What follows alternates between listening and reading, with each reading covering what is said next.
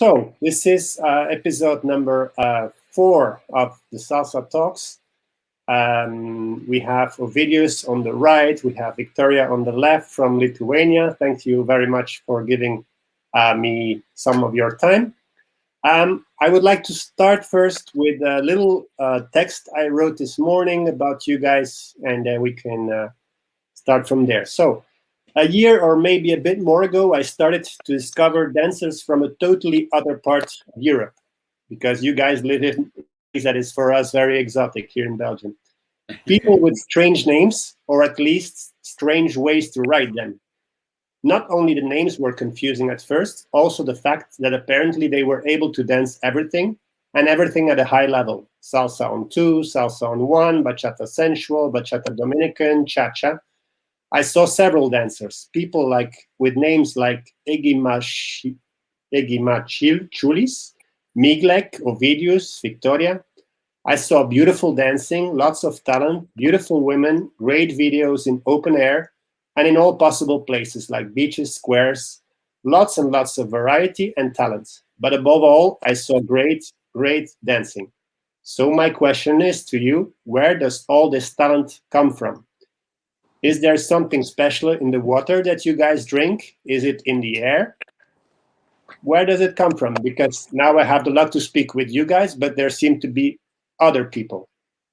So where does it come from? It sounds also romantic now. I don't want to spoil it. I don't want to spoil it. So the first guys you mentioned, Egidius and Migle, they're actually our students. They are very successful on Instagram platform. That's why probably people often see them even first than us.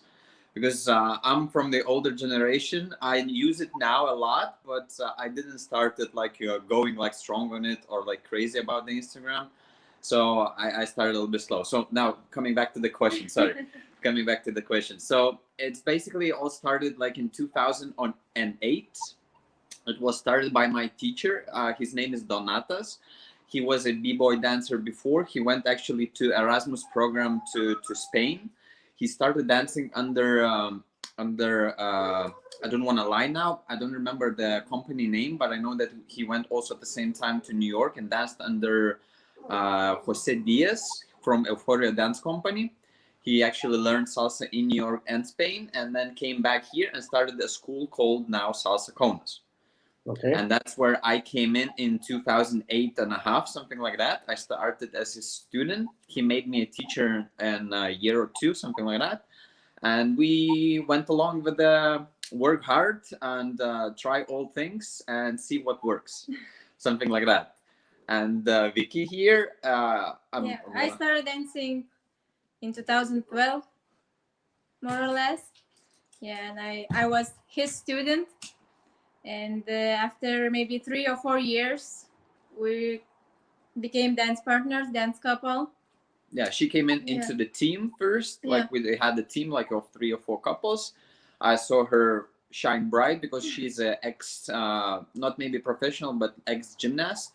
She had some background in gymnastics when I was a kid. Yeah, so she was able to do other things that some ladies maybe couldn't.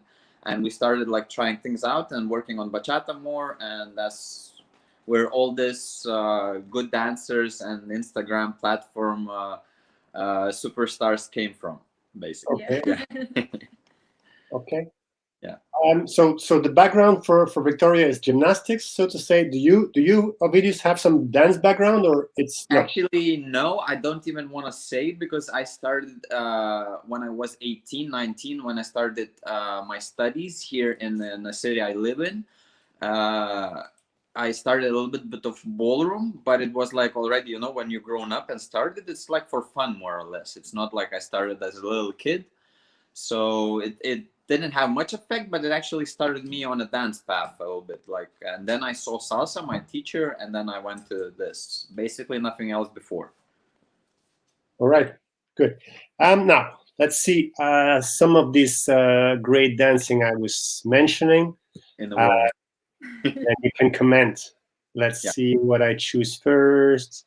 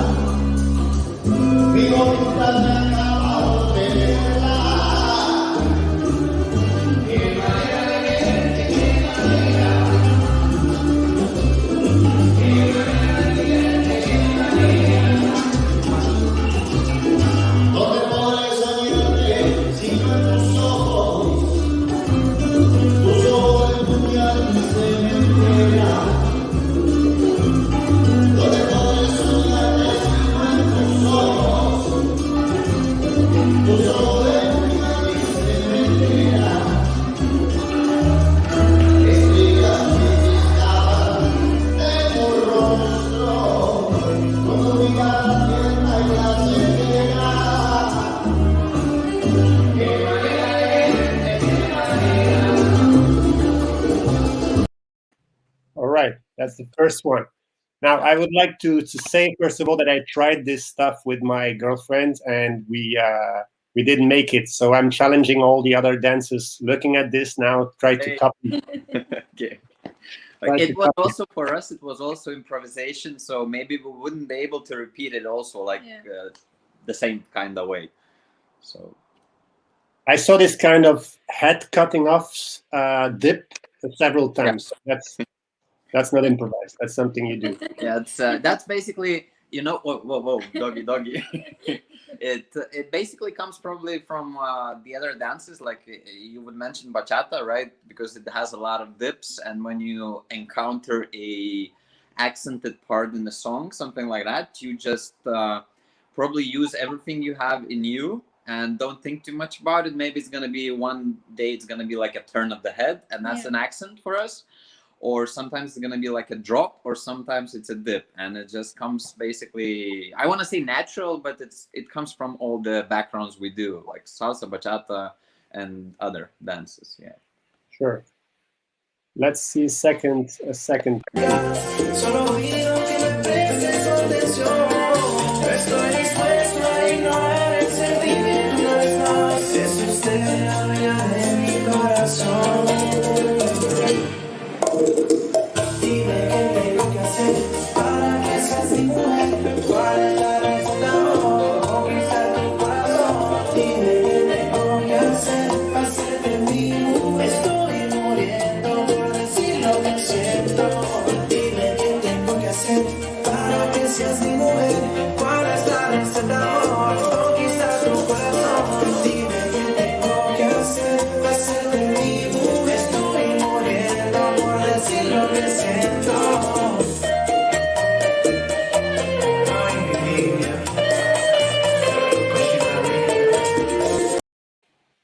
Right. Yeah. Sorry to cut.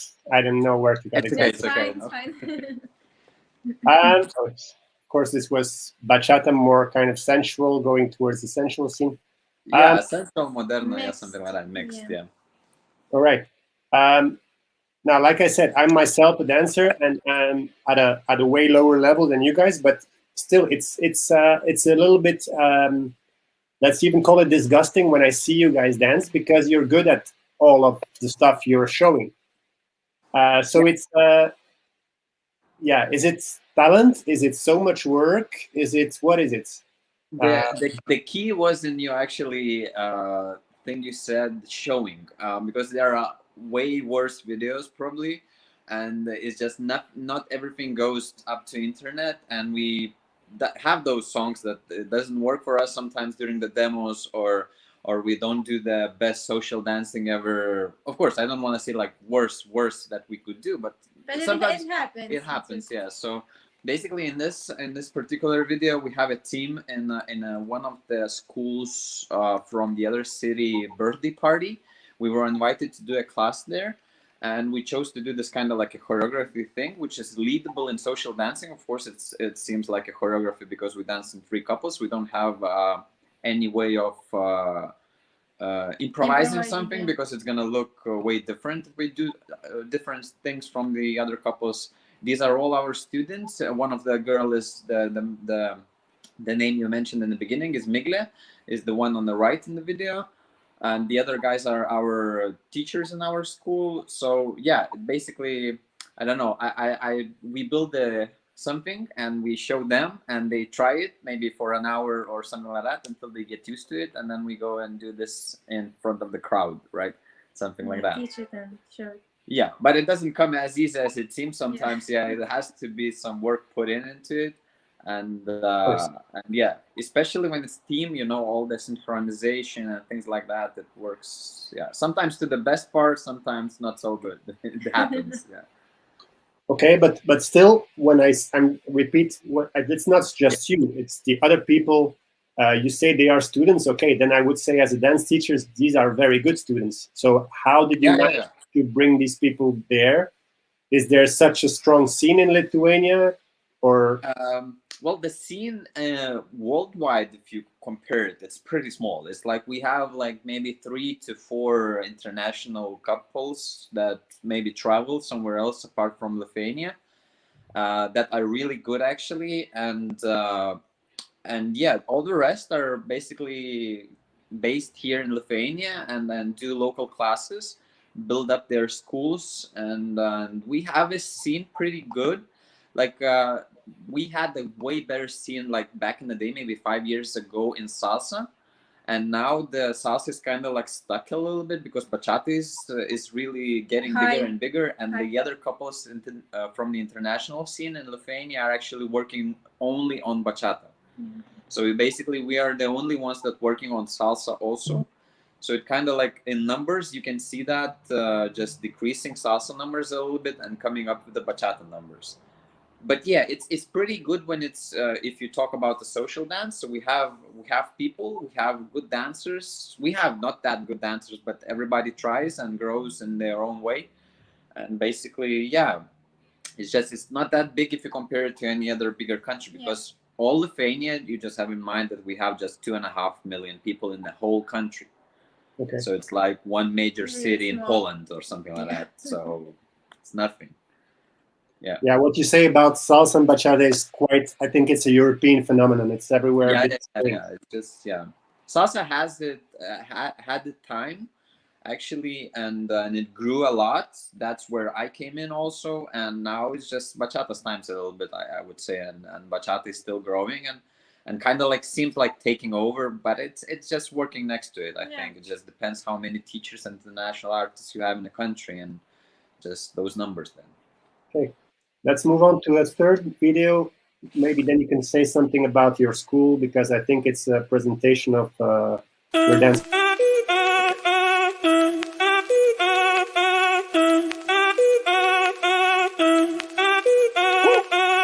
Si el ritmo te lleva a mover la cabeza, ya empezamos como es. Mi música no discrimina a nadie, así que vamos a romper. Toda mi gente se mueve, mira el ritmo como los tiene. Hago música que entretiene.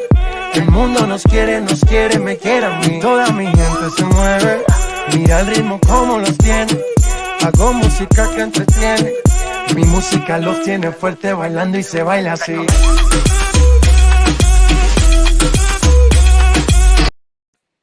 Okay, I keep it short again. Yeah. So you were saying you came in with this Donatas, was the name of the guy? Yeah. My teacher was Donatas, yeah. Is he still there, or did you just take over his school? Or sadly, he's not dancing anymore, at least that actively. He had to leave like at least 5 or 4 or 6, 7 maybe years ago to UK, because he was pursuing his career in medicine. Yeah, because he was a medicine student when I came in. He worked hard. He didn't have that much time to do a lot of classes. That's why he brought me in. He wanted to expand a little bit more, to grow the school, to make it bigger. And we worked hand to hand for maybe 4 to 5 years, something like that. And then he had to leave. So he basically left the school to me and one of my students, who stepped into his place basically and took over his classes. And then since then, we always have like 2 guys and 2 ladies teaching, as you saw in the video, classes, daily classes, like Lady Stylings by Victoria and another Victoria, and then some partner work, salsa, bachata, kizomba. We don't teach cha-cha anymore that often. At least it became more like a drop-in classes. So we basically like register people and do a separate class for cha-cha, because it's not that popular anymore, and people can't adapt all they learn in the social dances, because all the other social dances in Lithuania basically doesn't have any cha-cha music playing. Yes, same here. Yeah, exactly. So same thing, and so it's basically now salsa, bachata, and kizomba, three styles, 3 dances that and in salsa, is it on 1, on 2, Cuban, or what's we teach daily classes? We teach on 1. Okay. Daily classes we teach on one, because as we started with the beginner groups, we came to conclusion that it's easier for people to learn from on one starting, and then when they become quite at least intermediate or up to advanced, and then we turn a certain group to on two and teach them on two styling, maybe on two flow, and add all those things in between. Okay. Let's move on to a next video, and then I can ask you something about something I invented, new generation. You will see what I mean. Okay.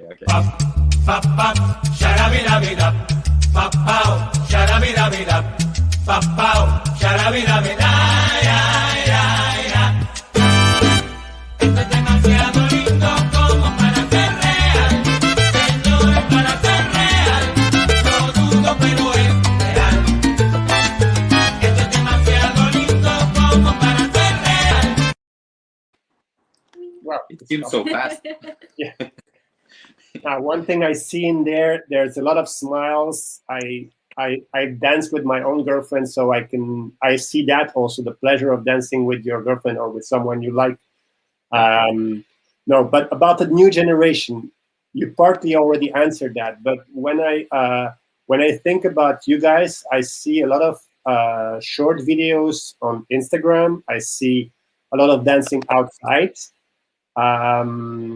We were even chatting, me and you, videos on Instagram. I never chatted with anybody else on Instagram till now. I discovered Instagram like, no, it's not true, but also the fact of dancing many different styles. So salsa, cha-cha, bachata, and even in bachata, I saw some Dominican style. To me, it feels a little bit like a new generation, but then again, you were saying, yeah, but we are not younger because these Egli or Migle or what's the name? Yeah. And these other guys are already our students. I'm thinking also of people like Samuel and Lisa from Germany. Yeah. For me, they feel a bit the same. So I have the impression, could you see yourself as a new generation in the sense of using new media, like Instagram, maybe TikTok, I don't know. I talked about that with Fred from Dance Floor from Switzerland as well. Yeah. You know what I mean? Like, yeah. Back in the days, I have the impression that artists were more salsa or bachata or, I don't know, and now, but maybe it's just a silly idea. Yeah, the thing is with the only salsa or only bachata, like usually even people, when we go to international festivals, congresses, and people see us doing a bachata workshops, like we are on the schedule as bachata instructors, they basically see us only as a bachata teachers, and they don't even know that we dance salsa. That's the thing. And if we leave the festival without them seeing us doing some salsa socialing in a salsa room or something like that, they don't even know that we dance salsa, because we don't have conversations with everybody on the festival, sadly. Like, it's impossible somehow, and it's just that they don't know. And the other way around, if you go salsa and you do only salsa, they don't see you in a bachata room, they don't know that you do bachata. So it's basically, I think that even if there were before, I wouldn't say like everybody was doing only one style, because I know now also like people, and not that like maybe my age, even a little bit like maybe older, maybe up to 40, that do salsa and bachata, but just they are known more for one than the other. It's like the same for us. It's like in our case, it's even more tricky, because my roots are exactly like salsa and cha-cha. That's my roots. That's my first loves. And that's what I did, and I'm doing now, the biggest smile ever. But actually, we were more booked in the festivals for bachata. That's how it works. Like in one festival, somebody saw our bachata show, and they liked it, and they booked us for bachata. And then it just went on and on and on and on for bachata. Although back at home, I do more salsa. Yeah. So it's somehow just works this way, that I do bachata and salsa, but I'm more instructor for bachata internationally, and home base more salsa and kind of bachata. Like here they know, but outside it's tricky, because you don't have every time opportunity to tell somebody that you're to both. show your Yeah, so I don't know about before, because even there was even less media and it was less talking and just seeing people on a festival. And if you don't see them dancing, let's say bachata, like then you don't know they done bachata. They never booked for bachata. They also always booked for salsa, something like that. And about the new generation, sorry, you can say something. No, that's fine. That's what I meant. That's what I meant. You see? Keep going. Keep going. Yeah. So about the new generation, all the Instagram reels and things like that. I think that now we actually attacking this kind of thing like aggressively, and we're Media doing thing. just real thing, but just now, like all this vertical videos, short up to 30 seconds, because that's the standard in Instagram. And we just attacking this new generation thing a little bit. I don't say that's my preference. I would love to do longer videos, but it's just like longer videos sometimes get less attention, and it's tricky to get attention. And what you're posting there for the attention and for the being out there, so that people see you, experience you, see how you love dancing, and maybe they want to learn it and things like that. So it's basically to reach more sometimes. It doesn't always work that way, but it's just one way of attacking it, I guess. That's why. No, but I think you're really doing a good job in that. It works. You have Trying. Yeah. Well, it was very easy to find good material. We had clues and yeah. So our students, those students that we mentioned before, actually have way bigger platforms. And one of the students became a teacher already. The second one not, and she's working a lot on her platform also, and she has way bigger numbers than us. And it's just this way of when you started, you know, and how much you worked on it, and it doesn't come in a day, basically. So we have to work on it all the time. I don't know. I still don't get the secret behind it, so all the media. I'm not the expert there. So. No, I know, but it's important because I think that one of the reasons for the success of bachata is that they sell themselves probably better than the salseros used to do. I would say used to, yeah, because when I went on Instagram at some point, like maybe 3-4 years ago, and I saw, for example, I'm just gonna mention names. I saw Adolfo Indocochea having less followers than one of my students who does bachata, and not professionally. So I thought, of course, that person is more visible than even Adolfo on Instagram, let's say, something like that, you know. But then he started growing real fast because he's an international artist and he has a lot of people following him on different platforms and just sharing and things. So he grew real fast. But that happened like 3-4 years ago, and I saw like 1,000 views on Adolfo's video or something like that, and then I don't know, tens of thousands of my students, and I'm like, what is happening? You know, like, well, it's not possible. It's not, but it is sometimes. Like, so it just needs some work put into it, I guess. Okay, now next video, and then we will have to slowly go towards the end of this interview. Let's see.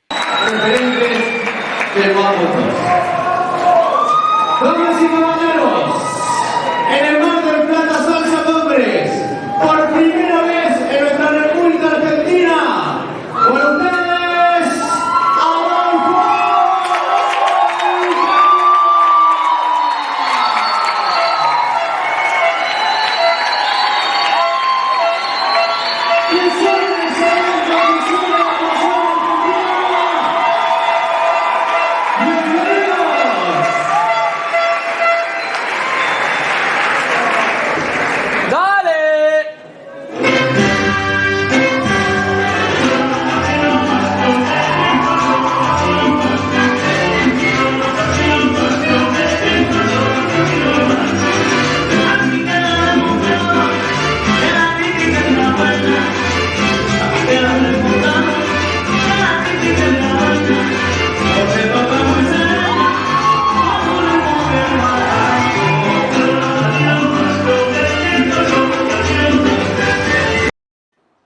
Okay, I'll make it a bit shorter. Now, I must say, when I will publish this interview, I will post links to the full video so people can go and watch them. Guys, why did you choose this this show, these two people? Maybe Victoria can answer. I know. I think Tanya and Adolfo were my first loves when I started looking up other dancers. So it was just, I don't know, a dream came true when I met them in person first time. I don't remember, in Iceland maybe, but it was like, and since then, it's like, I don't know if I have any other like top, but of course you look up to different various teachers and performers, but like for me, they are like the most.